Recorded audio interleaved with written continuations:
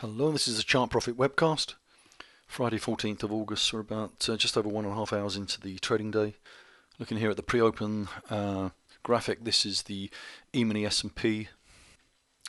Here's Monday. We said there was aggressive buying marked here, but not reliable because of the gap. The stats on this aggressive buying imbalance much reduced are following a gap.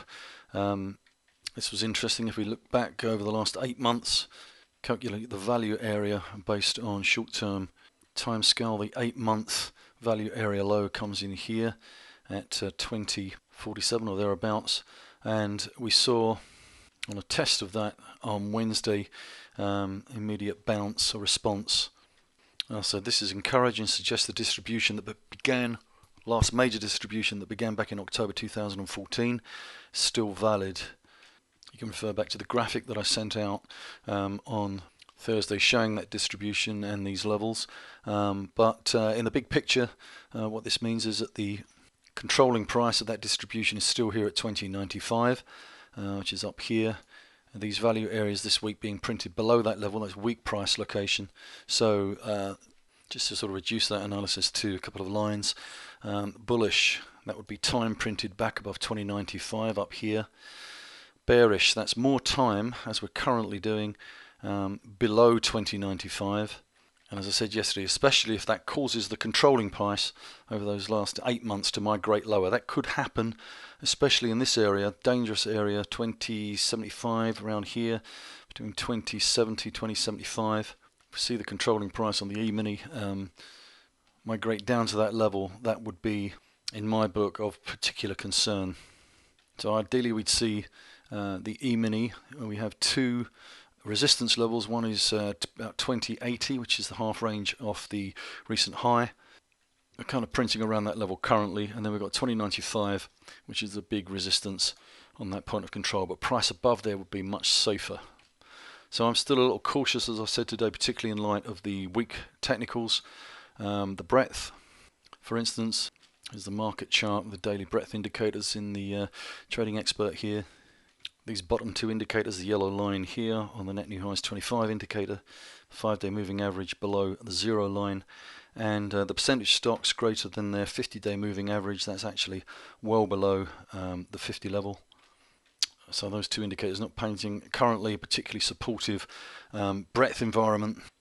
And if you look on the chart here, you can see that's been the case really since late May, since this point in the market here. We've been treading water at best since that point, and Nasdaq market looks pretty much the same, and that's why on the pulse chart here for the S&P New York, you can see the central area here, which is red, representing those two indicators. So the breadth really needs to improve. The price oscillator here is actually negative for the spider and heading down, so price momentum not wonderful at the moment either. So these are my technicals. That's just about all I use. We need to see these improve. Be good to see the spider back above 209.92, which is its major level. Back up here, the equivalent from 2095 on the E-mini. That would be much better price location. So if we see this combination, this improve, and price location improve, we'd have something to work with. Currently, you've got to be cautious here. We're looking here at live chart for the E-mini September. There's 2080, and that's the halfway point from the May high, and we can see we're oscillating around that level at the moment. That means from the high in the market to the low, the S&P is settling in the middle here currently, finding value at the halfway point, trying to establish and build that familiar bell curve shape. Should be more like there. Okay, let's do it on the daily chart. Point is, we're kind of winding up into the center of the range, and the market will often do that before it makes a move. It's a very frustrating process. Okay, quickly through the stock index ETFs. This is the spider, big level up here at 209.92. That's the point of control. Here's the halfway point, and again we're winding up in here. This is weak price location currently. Want to see the market back above 209.92. Here you can see the underperformance from the Russell 2000. This is IWM.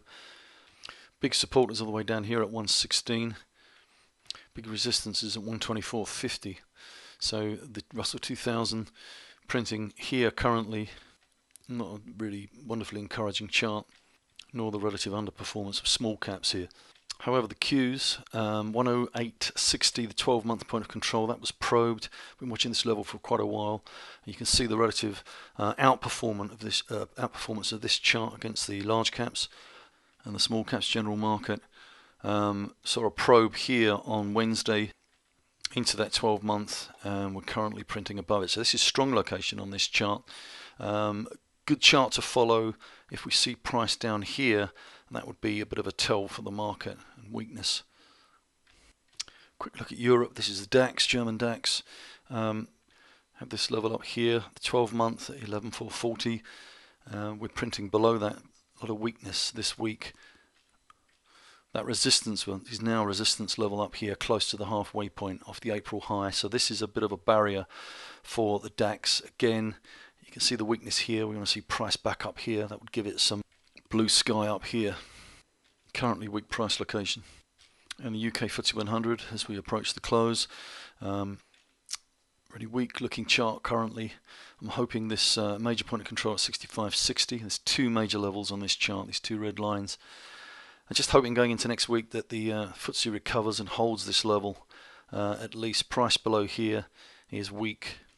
We've got two equivalent levels to watch in terms of time. The other one's 68.05 as we discussed last week. And mid-July we saw a probe up into that point of control and immediate rejection, which we knew was weak. So this chart, particularly UK, a long way from giving us a stronger price location, which would be up here. Okay, I want to spend a little time looking at the emerging market ETF, EEM. It's kind of come back into play. We're looking here at a weekly chart all the way back to the high in 2007 to the subsequent low. We're looking at the halfway point here, this dotted blue line, which we've looked at various times over the last few years, and we've noted that this halfway support, the longer the time frame, the more important the support. And we've seen this support a number of times.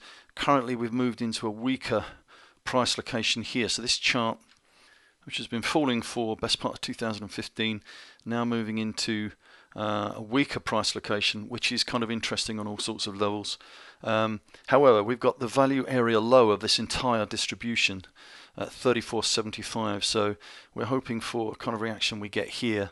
And interestingly, I've just drawn in the halfway from here to here, which comes in at this point here, which is close to that level. So 34.75 or thereabouts should be hopefully both support and just the point where the market is stretched below this value area low. So I'd want to see a quick rejection if we see that tested. If we just zoom in and look at this, so this is still weekly chart back to 2011. And at the top here we're looking at the relative performance of EEM, the emerging markets, against the spider, and it's pretty much all one way, which is down. I think the reason for that, not surprisingly, if we now look at the top chart, we have the emerging markets in black. That's the black line. Let me just zoom it out. Is that out or in? I think that's in. Okay, so the black line is the emerging markets ETF. The blue line is DBC, the commodities ETF. So these weaker commodity prices, this sort of deflationary pressure. At the same time, the strength in the US dollar, not useful, not helpful for emerging markets. And where's the global growth? It's falling away in these two charts. So EEM, the emerging markets ETF, we need to see that back above this level here, which is approximately 37, which is this major half range. That's the first indication of strength, and we're below it at the moment, quite a bit below it. Okay, we'll look at the sentiment in the market quickly. Follow the Ridex, or my version of the Ridex assets ratio. Just to remind you, we hit an 8-month low early July here. This is the ratio between bullish assets in the Ridex funds and bearish, certainly amongst the funds that I follow. And this being an 8-month low, sort of corresponding to that low in the market. Quite often when you see that kind of price pattern of the ratio on a multi-month low, you'll often see a pretty rapid rally in the market, as we saw back over here. But we're just trading. Nevertheless, that's the last significant event on this chart for this indicator. Looking here at the public poll from AAII, We said last week that with the 4-week moving average here in yellow of the net, the bulls minus the bears, I'm pretty much, you can see here quite a low here. Public interest in stocks generally is at a bit of a low point, so we have some fuel here for the market. This detail and comment here is obviously in the ebook. I'm reading this straight from the ebook. And the Investors Intelligence poll, again 4-week moving average in yellow of the net, heading lower. If we break it down, the bulls percentage this week was lower of 40.2%. So 40.2% bulls in this poll, and that's the lowest since September. The bears percentage was higher. We have 18.6% bears. That's the highest since May last year. So again, we have some fuel here. Here's the exposure index. This is a measurement of current equity exposure amongst active money managers. That's on a low this week. We're lower at a reading of 48, just about.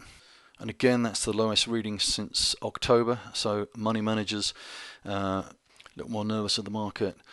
Stocks this week than they were over the last few months, back to October. Again, this contrarian indicator.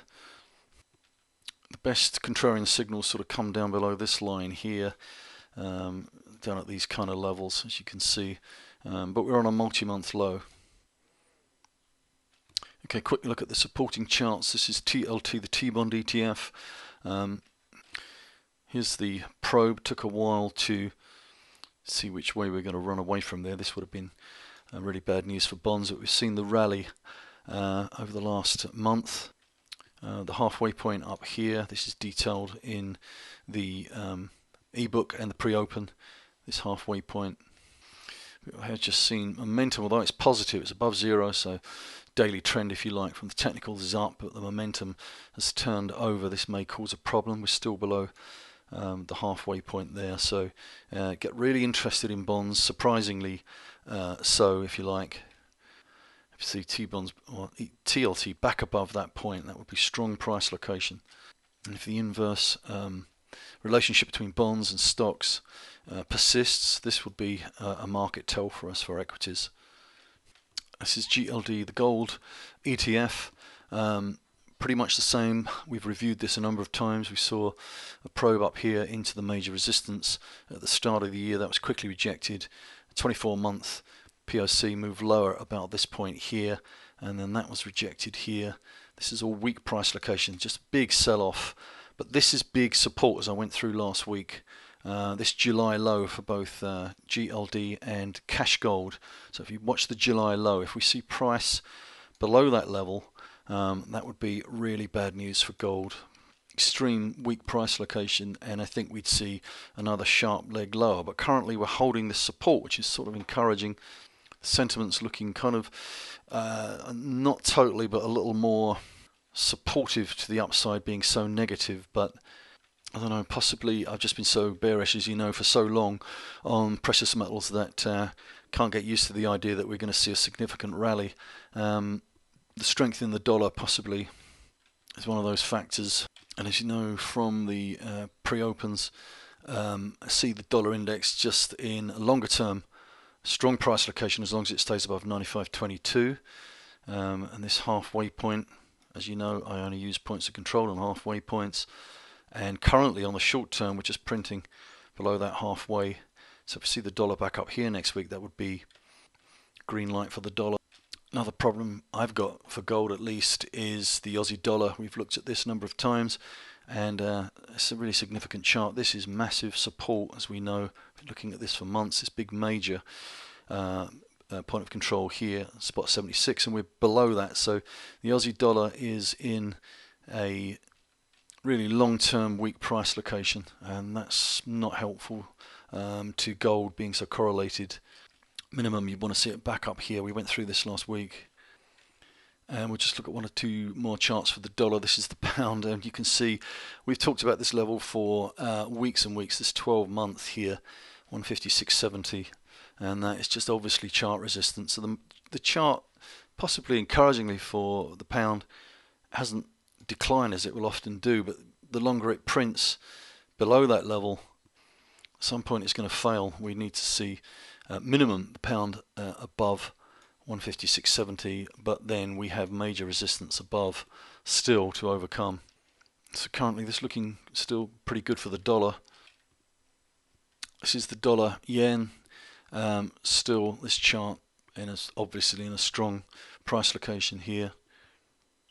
And finally the Euro FX chart, the big level, as we know, 12 months, or not the biggest level, not the most important, but certainly locally to where we are right now. This is a major level. It's 113.14. We've seen a couple of probes above that 12 month, and we are still printing here in a weak price location. Where does the chart become even weaker? When you could look to the short side, well, that would be below this halfway point, which we'll monitor in the pre-open. So down here, so that's the halfway point off that low to that high. That would be extreme weak. So that's short-term weak and long-term weak. That would probably see this chart lower and a retest of the March low. So short-term, we're in a reasonably strong position. One other way that could play out, of course, is with time. This 12 month could migrate lower somewhere, and then we get a whole different dynamic. Okay, that concludes, and once again I wish you a good weekend and thank you for watching.